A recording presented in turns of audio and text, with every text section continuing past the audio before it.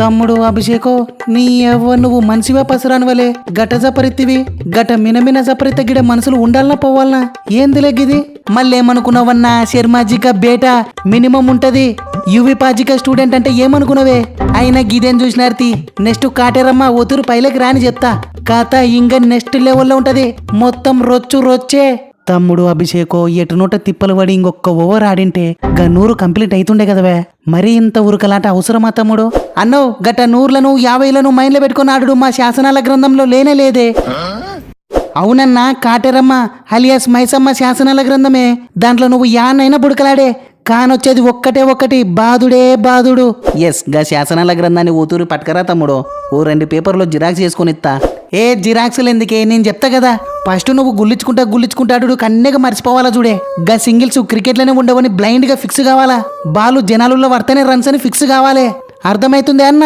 ఓ శని గట్ట ఆంతలకి జోపనికపోతే అవుట్ అయ్యే ఛాన్స్ ఉంటది కదా తమ్ముడు కరెక్టే అన్న కానీ గట్ట హిట్టింగ్ చేస్తేనే చూడే నువ్వు అవుట్ అయ్యే తాలకల్లా తక్కువ 40 జోపేసింటావు నిజం చెప్పాలంటే వచ్చి 4 నుంచి జోప్తేనే చూడన్న క్లిక్ అయ్యేది చిన్నగాడితే కాదు బైదివే గిదేనే నా సక్సెస్ ఫార్ములా యా మాట కా మాట తమ్ముడు ఇప్పుడిప్పుడే అర్థమైతాంది నీ ఎవ్వ నువ్వు గాన దబ్బున అవుట్ అయ్యింటే మ్యాచ్ ఏమవునో ఏమో తమ్ముడు ఎస్ ఏమైందివే మీకు నీ ఎవ్వగా బౌలింగ్ ఏంది గా ఎకానమీలు ఏంది ఇటైతే మ్యాచ్లు గెలిచేది ఎప్పుడు వరల్డ్ కప్ గెలిచేది ఎప్పుడులే అరే టాస్ గెలిచి కూడా మ్యాచ్ బిస్కెట్ కావడం ఏందివే ఏం చేస్తున్నారులే మీరు ఏ ఆనవాయితీ ప్రకారం ఫస్ట్ మ్యాచ్ దేవునికి ఇచ్చినాం తీయకేన్ మామ కావాలంటే నెక్స్ట్ మ్యాచ్ చూడు కథ మొత్తం వేరే ఉంటది బైదివే నీకు తెలదనుకుంటాన్నా మొన్నగా వన్డే సిరీస్ ను కూడా గిట్ట దేవునికి ఇచ్చే స్టార్ట్ చేసిండేది సో గట్టనే గీ సిరీస్ కూడా గెలుస్తాం తీయ ఎదారు చెయ్యాకు గిప్పుడు నిజం చెప్పువే ఓ శని నీకు ఏమని చెప్పాలా ఎంతని చెప్పాలి నీకేం మామ నీ ఎవ్వగా అభిషేక్ గారు చూడనీక గసికింతున్నా ఏమన్నా జపరుతున్నాడనే అరే కూసింత కూడా గ్యాప్ ఇవ్వకుండా వచ్చి 4 నుంచి ఏంది అంత పెద్ద గ్రౌండ్ లో 8 6లు జపరిచినాడు నీ ఎవ్వ మొత్తం మన ఓనిగల కాన్ఫిడెన్స్ మొత్తాన్ని పీకి పడేసినాడే వారిని సరే తీవే అన్నట్టు నైనా మిచ్చలో గా ఒండేలులోనేమో వరుస పెట్టి 100లు జపరితివి కదా గిప్పుడేమైందిలే కొంపదీసి జేసీబీ గానే రిపేర్ అయిందా ఏంది గదేందో చూడేకేన్ మామ గా ఒండెలుల్లో మనస్ఫూర్తిగా ఆడినంతగా గిడ ఆడలేకున్నా గాడంటే ఓ 10 బాలు మింగిన తర్వాత ఓ 2 జిక్కించుకొని జోపితే కవర్ అయ్యేదే కానీ గీడ వచ్చి 4 నుంచి తెల్లార్లు జోపమ్మంటే యాడైతుందని నీ ఎవ్వ బొత్తిగా కాకుందే వారిని కాకుందంటే ఎట్టనే మిచ్చెలు బై యాదో బ్యాట్ ఊపుకుంటా పోతా అంటే గవే తగులుతుంటాయే కొంచెం ఓపిక తెచ్చుకొని నా సరిత జోపింటే అయిపోయేది కదన్నా మనకి గతి వట్టేదే కాదు ఎస్ సూత్తునవనే కాన్వే బై సూత్తన్న తమ్ముడో కాన్వే బై ఏమన్నా అంటే అన్నావంటావు గాని అరే టీంలో గాలబడిన మోస్ట్ ఎక్స్పీరియన్స్ బ్యాటర్వి కదనే మన బ్యాటింగ్ ని ముందుండి నడిపించేది పోయి అందరికంటే ముందు కాలెత్తేస్తే ఎట్టన్నా గిది పద్ధతేనానే ఏం చేస్తావు తమ్ముడు గడగల్లో డప్పటోడు ఏమన్నా తిప్పుతున్నాడా స్పింగు నీ ఎవ్వ 50 లోపలికి వస్తుందో 50 బయటకు వస్తుందో బొత్తిగా అర్థం కాకుందిరా బాబు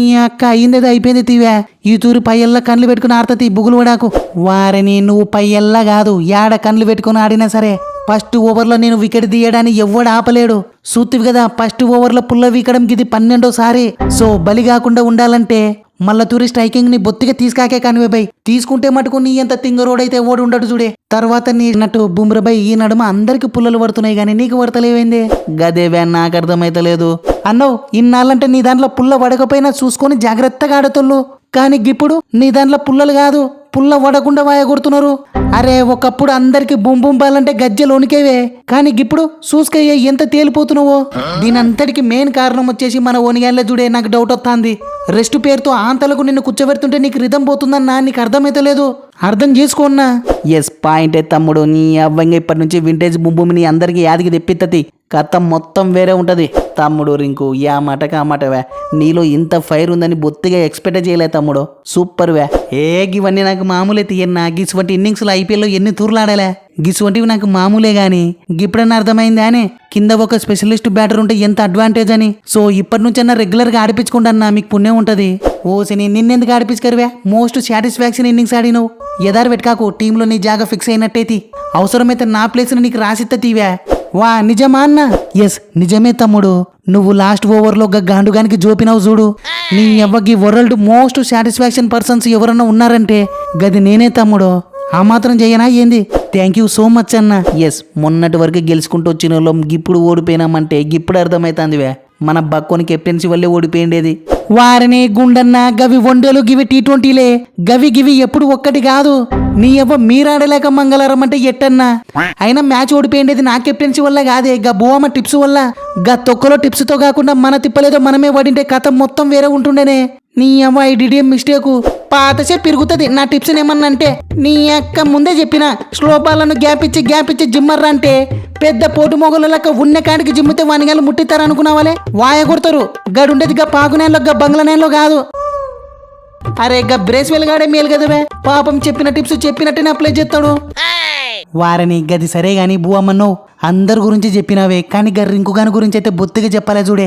నీ ఎవ్వ ఫస్ట్ వాని అందరూ కలిసి జోపిండేది ఒకైతే అయితే లాస్ట్ లో వాడొచ్చి ఇంతరాన వాయిలేపుతాడని బొత్తిగానికలా చూడే. వాయ కొట్టగా గుళ్ళిస్తారు మరి. నీ ఎవ్వ అసలు గా లాస్ట్ ఓవర్ ని గా గుండుగానికి ఎవడు ఏమన్నాడులే. చెప్పని పెత్తానాలు చెప్తే గిట్టినే ఉంటది మరి. మటసంగా మాట్లాడన్నా గా లాస్ట్ ఓవర్లో నేను ఇచ్చిండేది ఉత్త 21. మ్యాచ్ ఓడిపోయిండేది 48 రన్స్ తేడాతో.